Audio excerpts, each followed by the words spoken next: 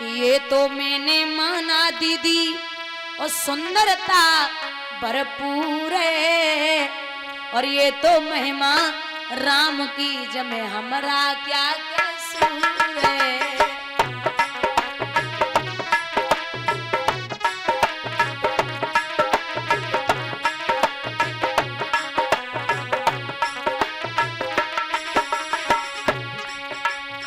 ये तो मैंने माना दीदी सुंदरता भरपूर है, ये तो महिमा राम की जमे हमरा क्या कसूर है।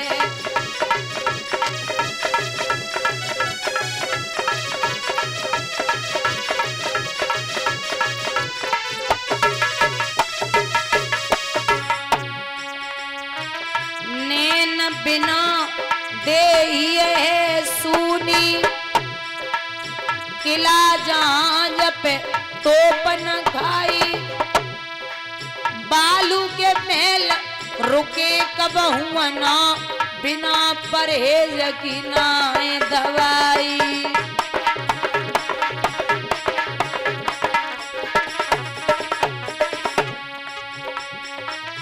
बालू के महल रुके कब हुआ ना, बिना परहेज की ना दवाई। वो घर कब न पनप सके जमे, बालक चोर चटोर लुगाई।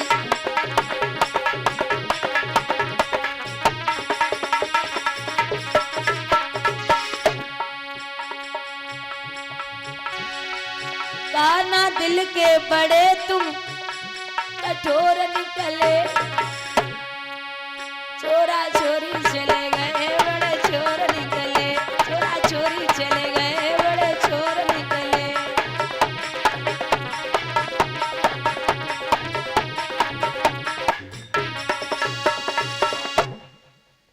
भैया यहाँ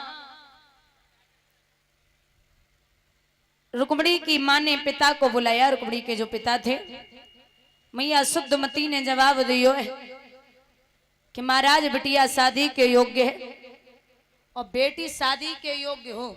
हम ये नहीं कहते कि जल्दी से जल्दी हाथ पीले कर दो, लेकिन बाप को चिंता होनी चाहिए, क्योंकि पिता अगर बेटी विवाह के योग्य घर में घूम रही है और विवाह की न सोचे तो वो नरक का भागी होता है। जब ये कहा तो बंधुओं, राजा भीष्मक ने कहा कि आज ही राज्य में जाएंगे, अपने बड़े बेटे से बात करेंगे।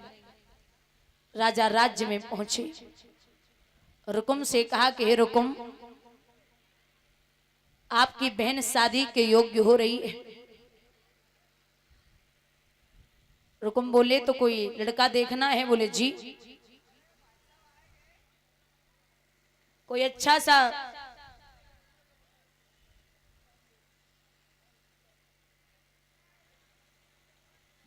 सा लड़का देखना पड़ेगा। बोले बिल्कुल देखिए।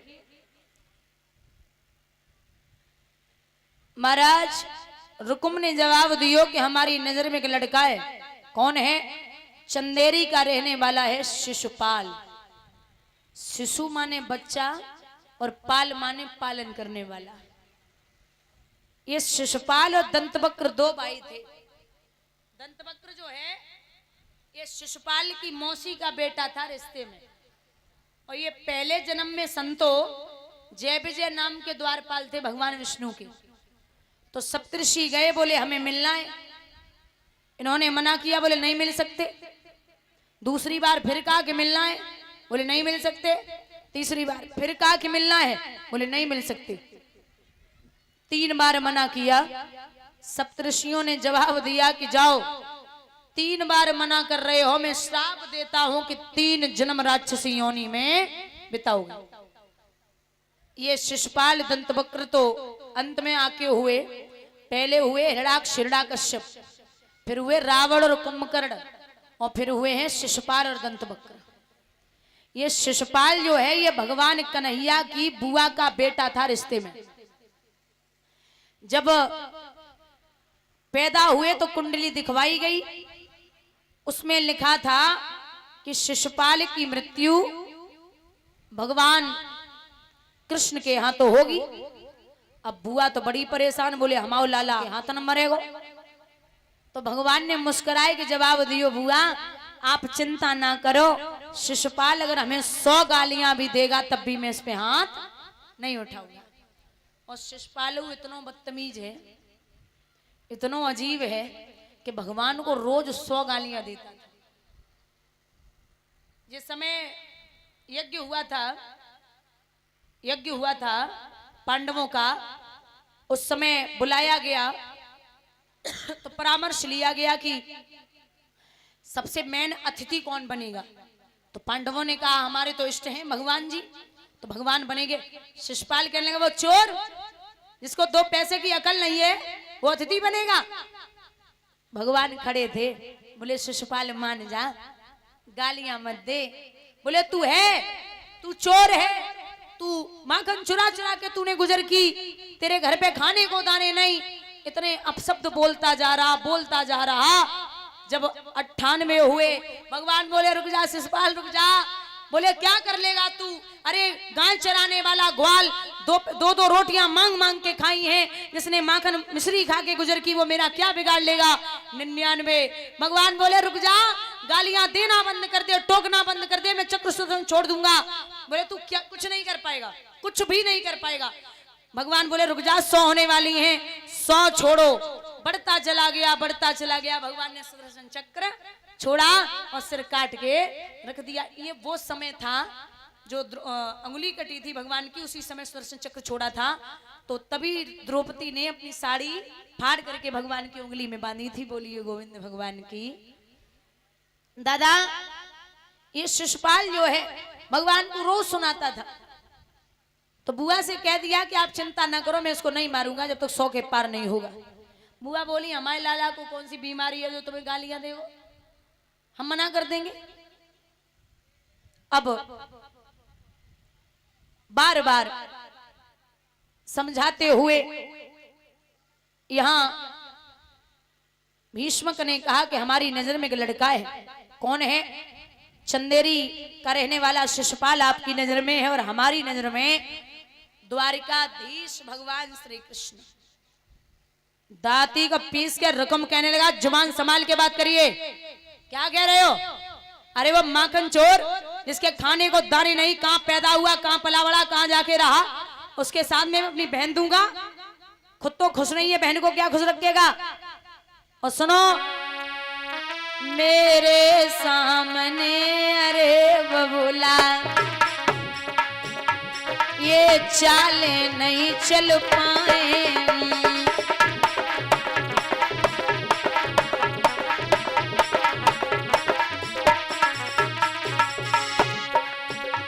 मेरे सामने अरे बबूला ये चाले नहीं चल पाएंगी, जो ये शादी पक्की होगी तो तलवारें चले जाएंगी।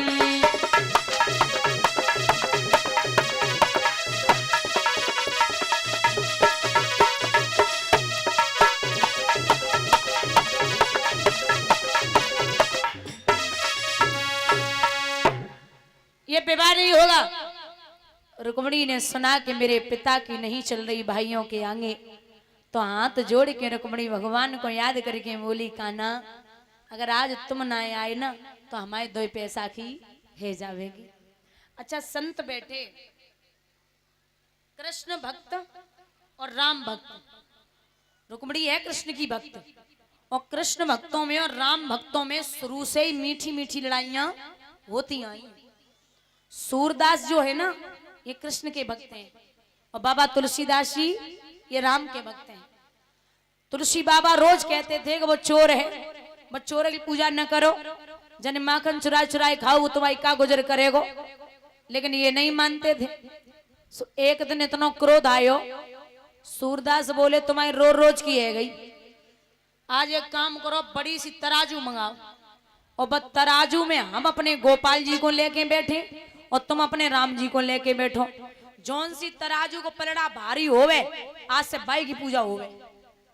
बोली मंगाओ तराजू। बड़ी सी तराजू मंगाई गई। बामे सूरदास जी पहले बैठे और बोले बोलिए बाल कृष्ण भगवान की, बैठ गए। अब नंबर वाओ तुलसी बाबा को, तो तुलसी बाबा बोले बोलिए सियावर रामचंद्र की। जैसे तुलसी बैठे सो सूरदास ऊपर लटके, हालांकि पड़ गए ऊपर लटके। तो तुलसी बाबा ने जवाब दो काहे कराई ली बेइज्जती, मिल गई तसल्ली। हम रोज कह रहे वो चोर है, वो चोर की पूजा मत करो, लेकिन तुम ना मान रहे हो। अब है गई, चलो आज तो हम अकेले हते, कल तो जब भरे समाज में तुम्हारी बेइज्जती कराई, तुम तो मुंह दिखाए काबिल ना।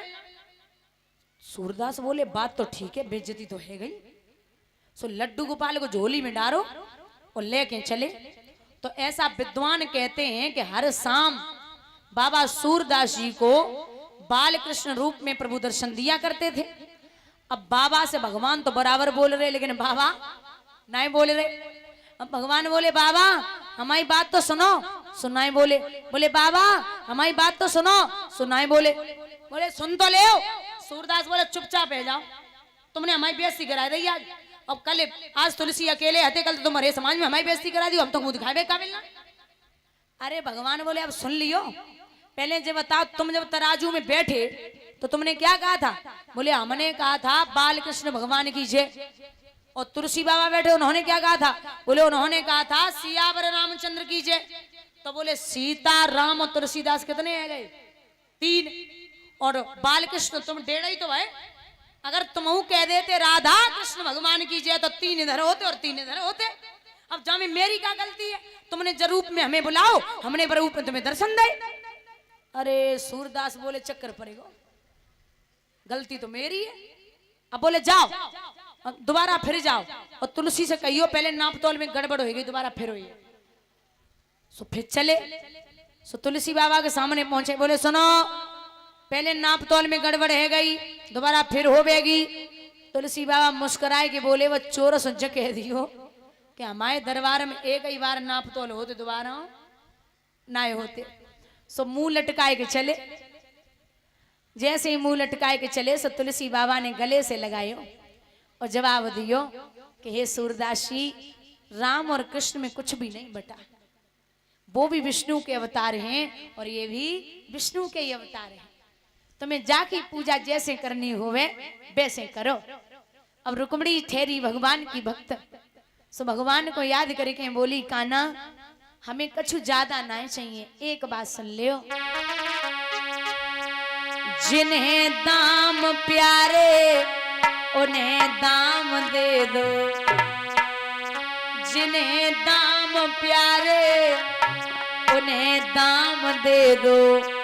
हमें श्याम प्यारे हमें श्याम दे दो।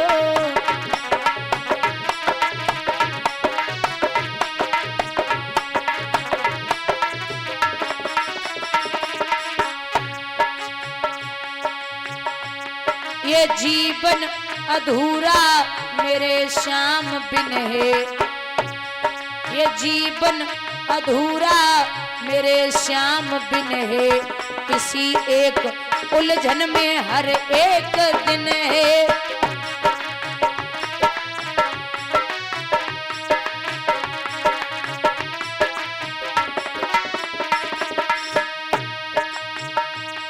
मेरी जिंदगी श्याम को थामने दो, मेरी जिंदगी श्याम को थामने दो।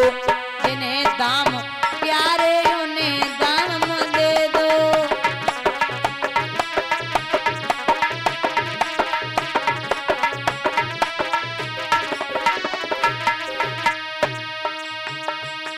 उन्हीं के भरोसे इन्हीं का सहारा, इन्हीं के भरोसे इन्हीं का सहारा। जिन्हें हमने हर सुख और दुख में पुकारा।